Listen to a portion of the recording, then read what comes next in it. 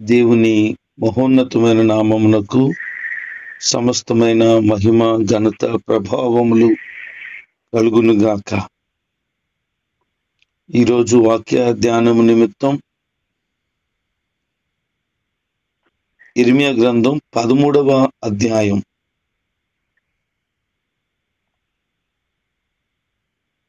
దైవజనుడైన ప్రవక్త అయిన ఇర్మియా దేవుని మాటకు ఎంత విధేయత చూపిస్తున్నారో ఈ అధ్యాయంలో మనము ధ్యానం చేయబోతున్నాము. ఇశ్రాయేలు యోధా జనాంగపు ప్రజలు ఎంత అవిధేయత కలిగిన వారై దేవుని యొక్క కీడును అనుభవించడానికి సిద్ధపడుతున్నారో తెలియపరచబడుతోంది ఈ అధ్యాయంలో.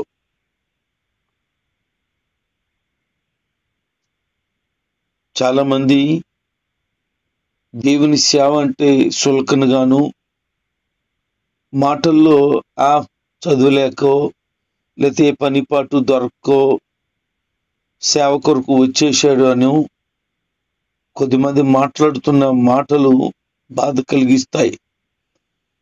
ఈ ఇర్మియా ద్వారా మనము ఒక గొప్ప పాఠాన్ని నేర్చుకోబోతున్నాం.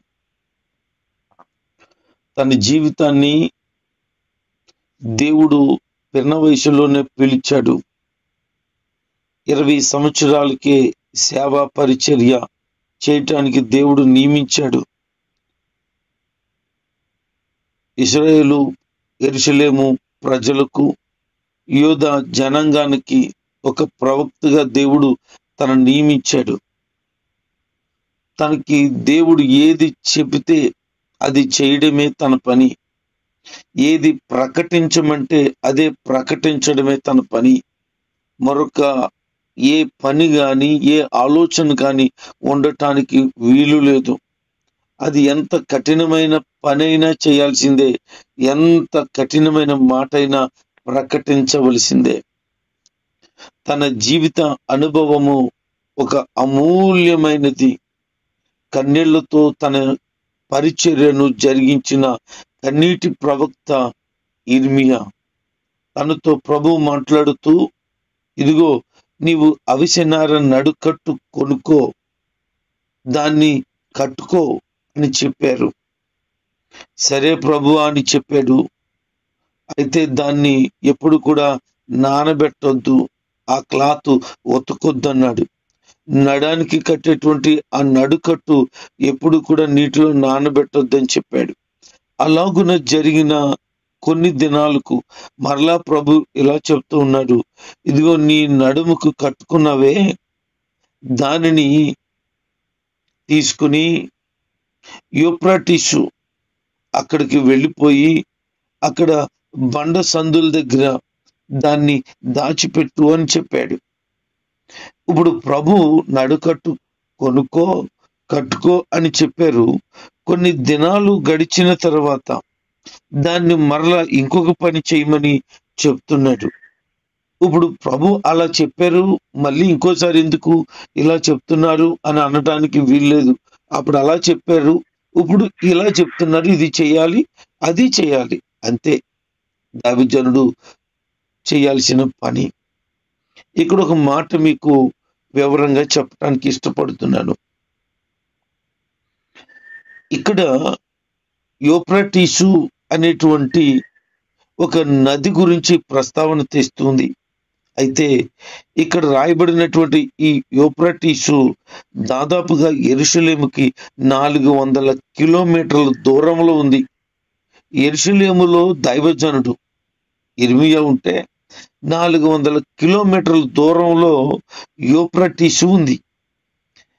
ఈ యొక్క యూఫ్రటీసు అని వాడబడిన ఈ పదానికి పెరేత్ అనేటువంటి ఇబ్రూ పదం ఇది. పెరేత్ 2 అర్థాలు దీని గురించి చెప్పొచ్చు. ఒకటి యూఫ్రటీస్ అని చెప్పొచ్చు, రెండోది అనాతోతు గ్రామానికి 5 కిలోమీటర్ల దూరంలో ఉన్న పరా అనేటువంటి గ్రామం. ఈ రెండు చెప్పొచ్చు.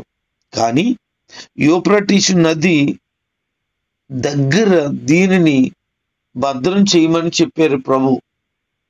ఒకవేళ 5 కిలోమీటర్ల దూరంలో ఉన్నటువంటి అనాతోతు దగ్గరున్న పరా అనే స్థలంలో గనక దాన్ని భద్రపరచవలసి వస్తే ఇది దగ్గరే. కానీ యూఫ్రటీస్ అని ప్రభు చెప్పారు గనక యెరూషలేముకి 400 కిలోమీటర్ల దూరంలో ఉంది.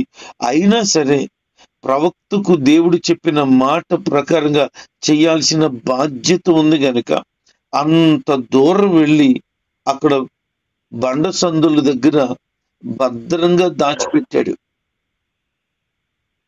అంటే దేవుడు చెప్పిన ఒక చిన్న పని అంత దూరం వెళ్ళి చేయాలా?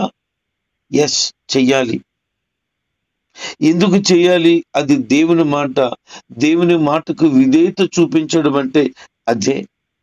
అది భారం అవ్వచ్చు, కష్టం అవ్వచ్చు, ఇబ్బంది అవ్వచ్చు, చాలా కఠినమైన పరిస్థితి అయ్యుండొచ్చు. అయినా సరే చేయాల్సిందే.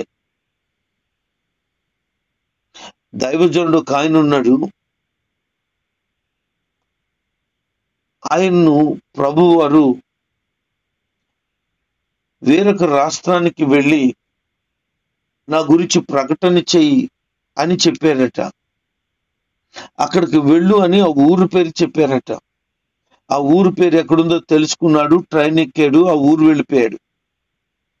అది ఆయనకి రాని భాష, స్థలం హిందీ. ఈయనకి హిందీ అస్సలు రాదట. వెళ్ళిపోయాడు. 1 రోజు, 2 రోజులు, 3 రోజులు గడుస్తుంది. అతన్ని పరామర్శించడానికి కానీ, అతన్ని పిలవడానికి కానీ, అతను దేవుని వాక్యం ఎవరికైనా చెప్పడానికి కానీ ఏమీ అవ్వలేదు. ఎందుకంటే ఆ హిందీ అతనికి రాదు. రైల్వే స్టేషన్లో 3వ రోజు ఉండి అలా బయట ప్రాంతానికి వెళ్ళి కేకలేస్తూ, ప్రభువా నన్ను ఎందుకు ఈ ప్రాంతానికి పిలిచావు?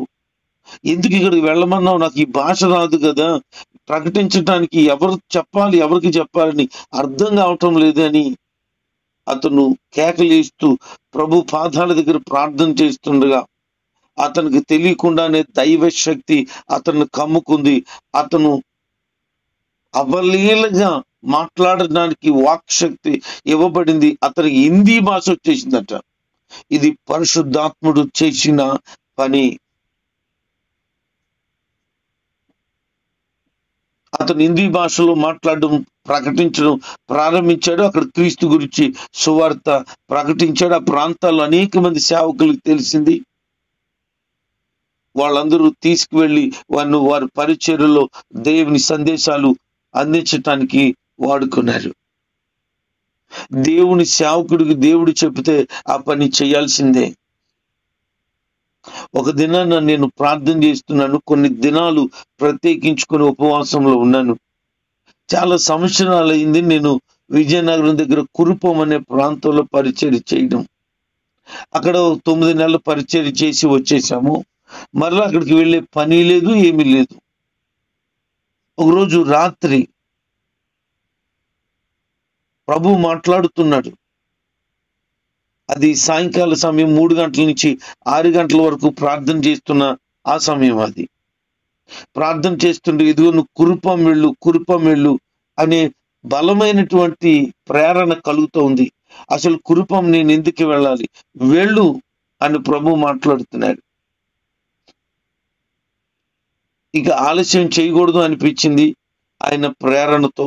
వెంటనే మా చిన్న బామ్మర్ది ఇంటి దగ్గర ఉంటే తను నేను కూడా బయలుదేరితే బాగుంటుంది అనుకున్నాము. వాస్తవానికి ఆ రోజు డబ్బులు కూడా నా దగ్గర లేవు. అటు ఇటు ప్రయాణం ఖర్చు కూడా లేవు. వెంటనే ప్రభు గుర్తు చేస్తున్నాడు, నీ బైబిల్లో డబ్బులు ఉన్నాయి చూడు అన్నారు. వాస్తవానికి ప్రతిరోజు బైబిల్ చూస్తూనే ఉన్నాను, చదువుతున్నాను. బైబిల్లో డబ్బులు లేవు, నాకు తెలుసు. బైబిల్లో డబ్బులు ఉన్నాయి చూడు అన్నారు. చూడంటే బైబిల్లో డబ్బులు ఎవరు పెట్టారు, ఎప్పుడు పెట్టారు అని చూస్తే బైబిల్ ఇలా తిరిగేగానే 1300 రూపాయలు ఉన్నాయి అందులో. నేను నిజంగా స్టన్ అయిపోయాను. ఎప్పుడో పెట్టి, లేకపోతే ఎవరో కానుకిచ్చి బైబిల్లో పెట్టి ఉన్నారా ఏటో నాకు అర్థం కాలేదు. ఏదేమైతేనేమి అందులో డబ్బులు ఉన్నాయి. ఆ రోజు రాత్రికి బయలుదేరాం. ఉదయానికల్లా ఊరు చేరుకున్నాం. ఆ ఎప్పుడో పరిచర్య ప్రారంభించిన ఆ కుటుంబాల దగ్గరికి వెళ్ళి వాళ్ళ దగ్గర ఆ రాత్రి ఉండి వాళ్ళ కొరకు ప్రార్థన చేసి దైవ సందేశాన్ని చెప్పి వారి కుటుంబాన్ని బలపరిచినప్పుడు అక్కడ కుటుంబం అంతా కూడా చాలా వేదనతో దుఃఖంతో ఉంది. మేము వెళ్ళి వాళ్ళతో పరామర్శించి ప్రార్థించడం ద్వారా ఎంతో ఆదరణ పొందారు. అప్పుడు అర్థమైంది, ఒక చిన్న విషయం కొరకు దేవుడు ఇంత దూరం నుంచి అంత దూరం పంపిస్తాడా అని. దేవుడు చేస్తాడు.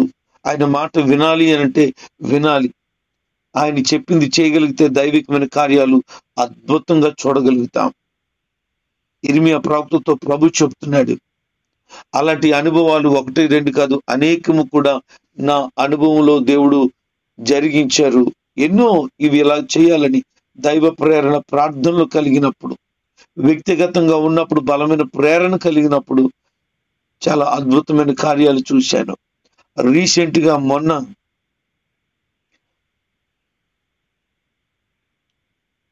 ఉదయం లేచిన కానించి ఒక ప్రాంతానికి వెళ్ళాలి, ప్రార్థన చేయాలని పదే పదే పదే ప్రేరణ కలిగినప్పుడు ఒక ప్రత్యేకమైన మీటింగ్ వెళ్ళవలసి ఉంది. ఈ సేవకులతో కొద్ది సమయం ప్రార్థన చేయటానికై దేవుడు నన్ను ప్రేరేపిస్తూ ఉంటే వేరొక పని ఉన్న ఆ పనిని పక్కన పెట్టి ఆ ప్రార్థన కొరకు వెళ్ళాను. దైవ సేవకులతో సహవాసం కొరకు చాలా విషయాలు తెలుసుకొని చాలా బలపరచబడ్డాను. చాలా బలమైన ప్రేరణ కలిగింది. నేను వెళ్ళటం ద్వారా నాకు ఆనందం కలిగింది. అక్కడ దైవజనులు కూడా చాలా సంతోషించారు. ఒక దైవకమైన కార్యం జరిగింది. అంటే దేవుడు తన సేవకుడితో చెప్తున్న మాటను తూచా తప్పకుండా పాటించగలిగితే ఒక గొప్ప కార్యాన్ని ఖచ్చితంగా చూడగలుగుతాం. 400 కిలోమీటర్ల దూరం వెళ్ళమని చెప్పి అక్కడ నడుకట్టును భద్రపరచమని చెప్పాడు. ఇది ఇశ్రాయేలీయులకు, యోధా జనాంగానికి గుర్తు అని చూపించాడు.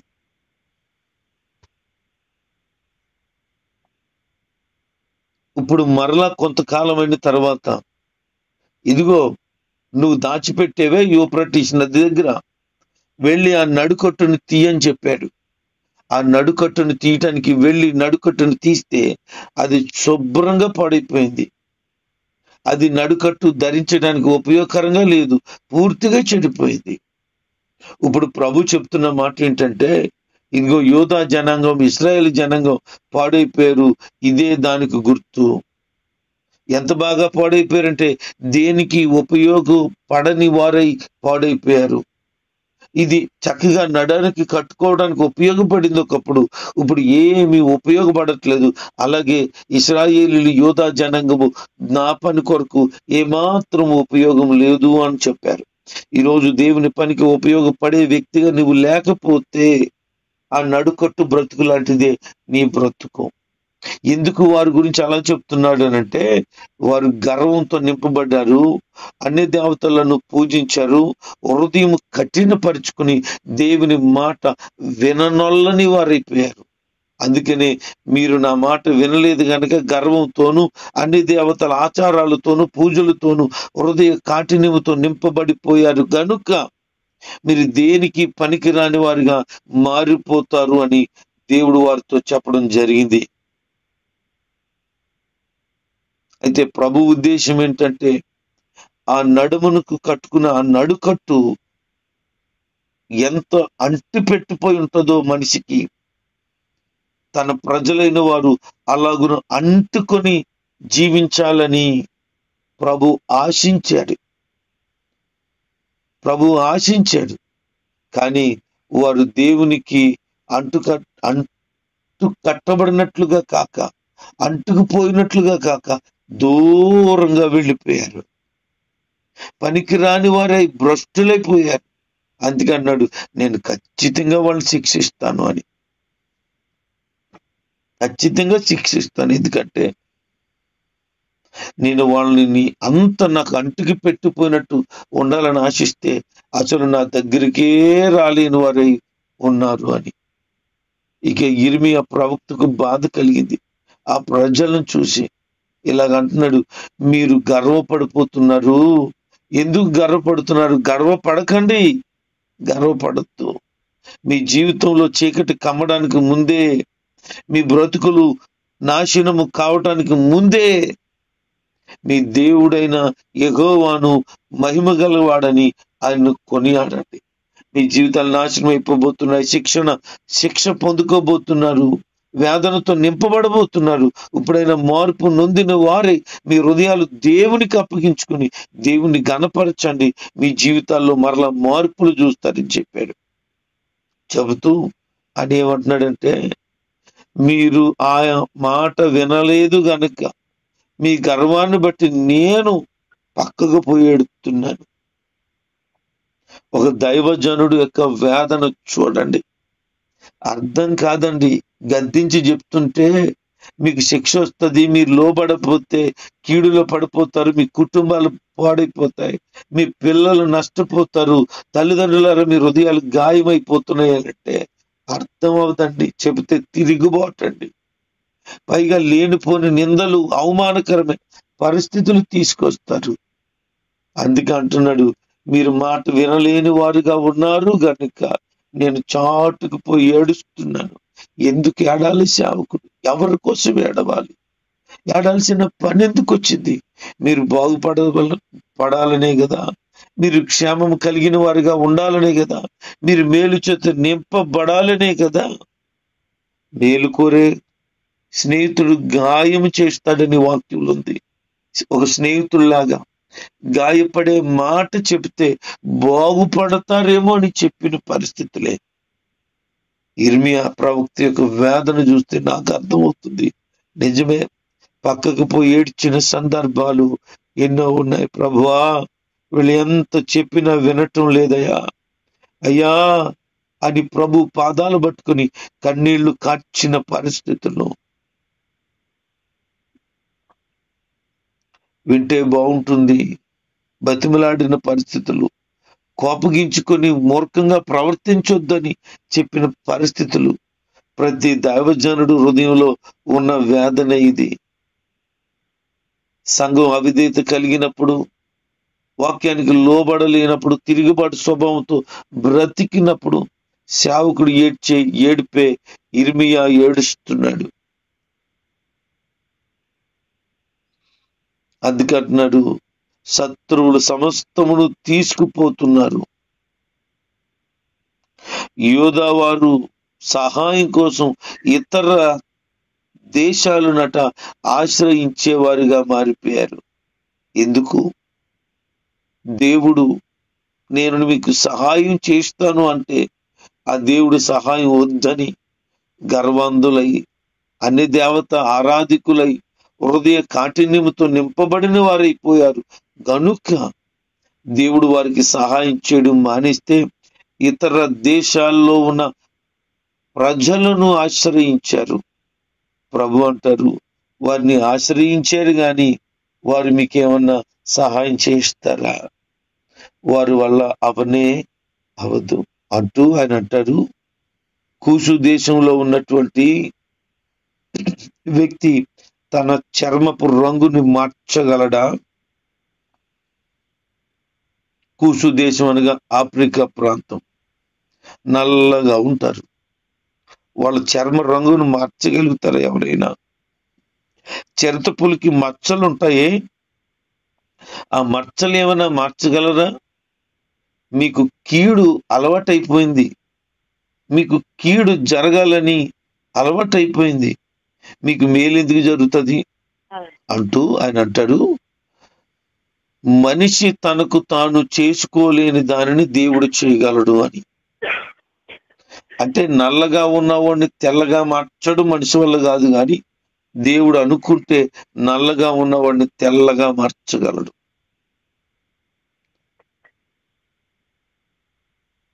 దేవుడు అనుకుంటే దేనినైనా మార్చగలడు.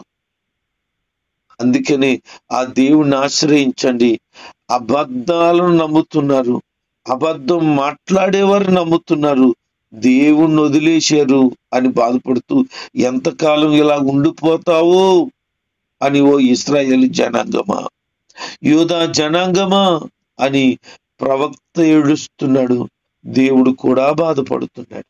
ఈరోజు వాక్యం పెట్టిన బిడ్డలారా, ఎంతకాలం ఇలాగే ఉండిపోతావు?